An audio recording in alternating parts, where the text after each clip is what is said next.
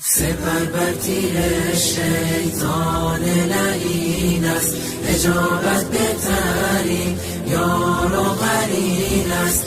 مشو یک لحظه غافل خواهر من، که چشم خائنان اندر کمین است. نگر در سوره های نور و احزاب، که حکم خالق یزدان چنین است. زنی خوشبخت می گردد که راهش مسیر امهات المؤمنین است. سپر بر تیر شیطان لعین است، اجابت بهترین یار و قرین است. مشو یک لحظه غافل خواهر من، که چشم خائنان اندر کمین است. زنانی را که احمد یار آنها در این دنیا و در روز یقین است. زنان پاک و با تقوای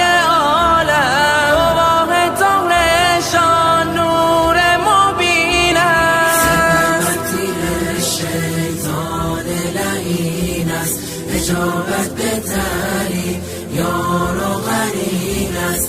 مشو یک لحظه غافل خواهر من، که چشم خائنان اندر کمین است. همانا اسوه زن در حجابند، زنی که تابع اسلام و دین است. تو هم خواهر اگر دوری از ایشان، بیا برگرد راه چاره همین است. سپر تیر شیطان لعین است، اجابت بهترین یار و قرین است. مشو یک لحظه غافل خواهر من، که چشم خائنان اندر کمین است. اسیر ظاهر و رنگ و هوایی، گمان کردی که خوشبختی همین است.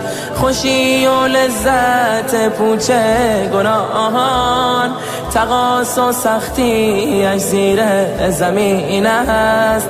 خوشی و لذت پوچ گناهان، تقاص و سختی اش زیر زمین است. سپر بر تیر شیطان لعین است، اجابت بهترین یار و قرین است. مشو یک لحظه غافل خواهر من، که چشم خائنان اندر کمین است. بهتر